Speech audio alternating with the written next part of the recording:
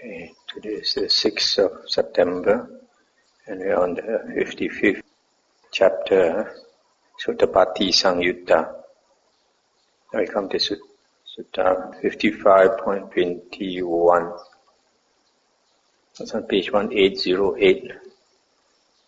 On one occasion, the Blessed One was dwelling among the Sakyans at Kapilavatthu in the Grodas Park. Then Mahanama, the Sakyan, approached the Blessed One, paid homage to him, sat down to one side and said, "Venerable Sir, this Kapilavatthu is rich and prosperous, populous, crowded, with congested thoroughfares. In the evening when I am entering Kapilavatthu after visiting the Blessed One, or the monks worthy of esteem, I come across a stray elephant, a stray horse, a stray chariot, a stray cart, a stray man.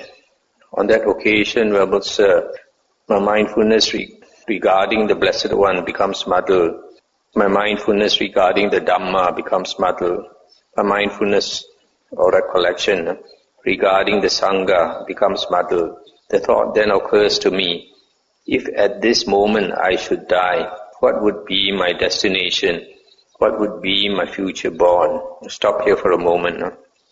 So here this Mahanama is a relative of the Buddha, and this Kapilavatthu is a place where all the Sakyans live.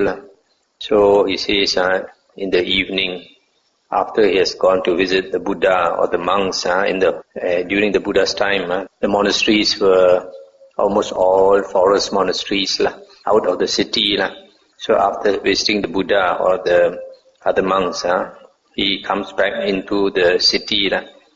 And then when he goes into the city, sometimes he meets a stray elephant, stray horse, stray chariot, stray cart, stray man.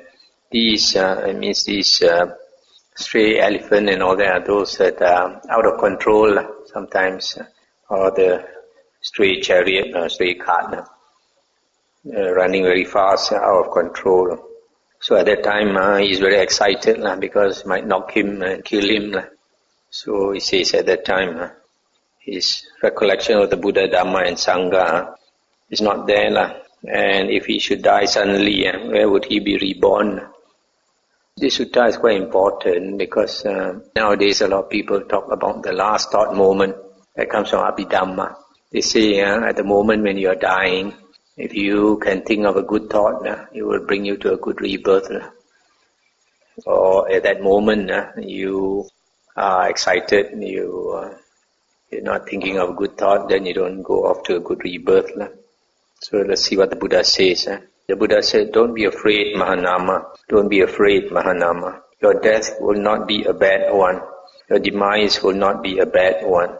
If a person's mind has been fortified over a long time by faith, virtue, that means moral conduct, learning, generosity and wisdom. Right here, crows, vultures, hawks, dogs, jackals or various creatures eat his body consisting of form, composed of the four great elements, originating from mother and father, built up out of rice and gruel, subject to impermanence, to being worn and rubbed away, to breaking apart and dispersal. But his mind, which has been fortified over a long time by faith, virtue, learning, generosity and wisdom, that goes upwards, goes to distinction.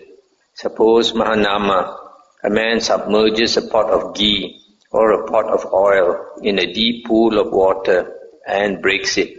All of its shards and fragments would sink downwards, but the ghee or oil there would rise upwards. So too, Mahanama, when a person's mind has been fortified over a long time by faith, virtue, learning, generosity and wisdom. Right here, crows, etc. may eat his body, but his mind, which has been fortified over a long time by faith, virtue, learning, generosity and wisdom, that goes upwards, goes to distinction. Don't be afraid, Mahanama. Don't be afraid, Mahanama. Your death will not be a bad one. Your demise will not be a bad one. That's the end of the sutta. So here the Buddha is saying, even though you may be attacked by various creatures and eaten, And even though you may feel fear at the last moment, but because you have practiced these few things, you have faith in the Buddha, Dhamma and Sangha, you have moral conduct. Moral conduct normally refers to Aryan normal conduct, and basically it's the 7 precepts, the 3 body precepts and 4 verbal precepts. Learning here refers to much learning, Bahu Satcha or sometimes Bahu Sutta. This term in Chinese is called Tuo Wen, and it refers to much learning of the Buddha's Dhamma, much understanding of the Buddha's Dhamma. Bahu Satcha means much truths. Satcha means truths. So that means much knowledge of the truths, the Buddhist truths. Bahu Sutta means much hearing of the Dhamma, the Buddha's Dhamma. So here it just says learning, but it refers to these 2 words, having much knowledge of the Buddha's discourses, the Buddha's words. Generosity, form of giving to others, helping others, and wisdom. Because of these 5 qualities, the Buddha says, the mind will bring you up. Doesn't matter how your body dies, because your mind is an elevated mind. So generally, I like to say that when a person dies, even though he may be certified dead by the doctor, that is only clinical death. That is not death. That is not actual death in the Buddha's teachings. In the Buddha's teachings, the Buddha says when a person dies, 3 things stop. I think in the Majjhima Nikaya Sutta. What are these 3 things? One is vitality, vital energy. Second one is consciousness. Third one is body heat.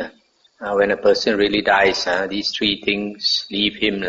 So when these 3 things leave him, then you will only know by when you touch the body. When you touch the body is cold, and he definitely will not revive.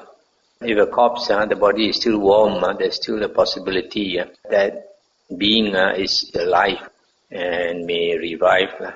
So normally when a person dies, the 6 senses will shut off one by one, and the last to shut off is a consciousness. And the doctor says that the person is dead usually only because of 2 things, because the breath has stopped and the heart has stopped. And what happens is usually when he's pronounced dead by the doctor, usually he's still alive. The mind is still going and the body is still warm, maybe for another 1 or 2 hours or 3 hours or sometimes even more. So that period between that clinical death and the actual death, the mind is like dreaming. The mind is thinking. And those thoughts cannot be controlled by anyone. And those thoughts depend on his karma. If that person is like the Buddha says, has faith, virtue, learning, generosity and wisdom, he always thinks of good things, things of wholesome things, things of elevated things, not low things. Doesn't have thoughts of greed, hatred and delusion. So if he has good thoughts, wholesome thoughts, that at the moment when he's dying, he's thinking of all these thoughts, so he'll go to a good rebirth. So this teaching that you have to control your last thought is not valid because you just cannot control your last thought. It depends on your karma. So like, for example, a few years ago, one of our devotees in Penang, she told me that the mother died of cancer. So when the mother died, she was in pain because of the cancer. So when she was certified dead by the doctor, the face showed a lot of pain. But 1 hour later, the daughter told me that the mother's face changed entirely. She was smiling and looked very happy and peaceful and entirely different. So you can see that person must have been a very good person. So if your heart, your mind is good, so Those last thoughts are good thoughts, and will bring you, because of your happy state of mind, bring you to a happy rebirth. So what I always like to say is that our everyday mind is very important. That is our natural frequency. So if our everyday mind, we always think of good things, wholesome things, we always have wholesome states of mind. So when we die, we will naturally go to our natural frequency. Our last thoughts will be your everyday thoughts, what you generally think of every day. So that's why it's, that everyday thoughts, if you want to have a good rebirth, you want to have a wholesome states of mind every day, that needs a lot of training, that needs a lot of practice, cultivation of the mind. So it takes years. So I always say it takes years to prepare for death. Sometimes some people, they never learn the Dhamma, they're not interested in the Dhamma, full of greed, hatred and delusion. And when they are dying, they come and tell us how to help their mother, how to help their father. Cannot help because the habitual tendency is already fixed. And the last moment, you cannot change that. It takes many years to change. So people don't understand. So sometimes worldly people, they see us interested in the spiritual path. They think we are very foolish, wasting our time, not enjoying all the worldly pleasures. Recently we have one of our devotees, the sister-in-law, has never been interested in religion. Now she's dying of cancer. Now she cannot talk. But a few months ago when she could talk, she told our devotee that she has one big regret in life, that she was never interested in religion. Because of no interest in religion, now that she is dying, she's totally unprepared. So this sutta tells us that our everyday mind is very important. Go to the next sutta, another very important sutta, called the Sarakani Sutta, 55.24. At Kapilavatthu again. Now on that occasion, Sarakani the Sakyan had died, and the Blessed One had declared him to be a stream enterer, Sotapanna, no longer bound to the nether world, fixed in destiny, with enlightenment as his destination. Thereupon, a number of Sakyans, having met and assembled, deplored this, grumbled and complained about it, saying, "It is wonderful indeed, sir. It is amazing indeed, sir. Now who here won't be a stream enterer when the Blessed One has declared Sarakani the Sakyan, after he died, to be a stream enterer, with enlightenment as his destination? Sarakani the Sakyan was too weak for the training. He drank intoxicating drink." Stop here for a moment. So this Sarakani the Sakyan, he had been a drinker. He drinks liquor. So after he died, the Buddha said that he was a Sotapanna, gone for a good rebirth. And a lot of these Sakyans, they found it too difficult to believe. They thought the Buddha always talked about the 5 precepts. All lay people must keep the 5 precepts. And one of these 5 precepts is to refrain from taking intoxicants, including liquor. So they thought that he cannot even keep the 5 precepts. How can he go to heaven? How can he be an Arya? Then Mahanama, the Sakyan, approached the Blessed One, paid homage to him, sat down to one side and reported this matter to him. The Blessed One said, "Mahanama, when a lay follower has gone for refuge over a long time to the Buddha, Dhamma and Sangha, how could he go to the nether world? For if one speaking rightly were to say of anyone, he was a lay follower who had gone for refuge over a long time to the Buddha, Dhamma and the Sangha, it is of Sarakani the Sakyan that one could rightly say this. Mahanama, Sarakani the Sakyan had gone for refuge over a long time to the Buddha, Dhamma and Sangha. So how could he go to the nether world? Here, Mahanama, some person possesses confirmed confidence in the Buddha. That means unshakable faith in the Buddha.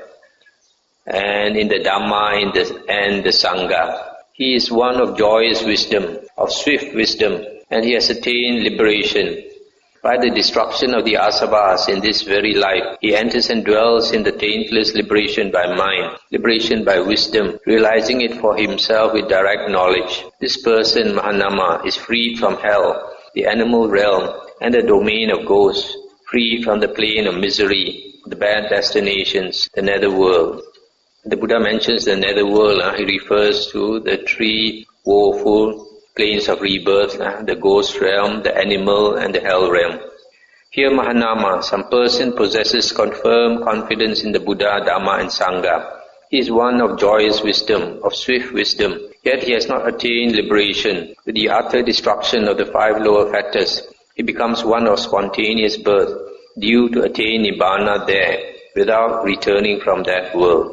This person too, Mahanama, is freed from hell, the animal realm and the domain of ghosts, freed from the plane of misery, the bad destinations, the netherworld.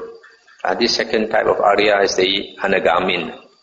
Here Mahanama, some person possesses confirmed confidence in the Buddha, Dhamma and Sangha. He is not one of joyous wisdom, nor of swift wisdom, and he has not attained liberation. The utter destruction of three fetters, and with the diminishing of greed, hatred and delusion, he is a once returner, who after coming back to this world only one more time, will make an end to suffering. This person too, Mahanama, is free from hell, the animal realm, and the domain of ghosts, free from the plane of misery, the bad destinations, the netherworld. Stop here for a moment. So here you see the description of the Sakadagamin, the second fruition Arya. He does not possess joyous wisdom or swift wisdom. Why? Because the Sakadagamin does not have perfect samadhi. Perfect samadhi in the Buddha's teachings refers to the four jhanas.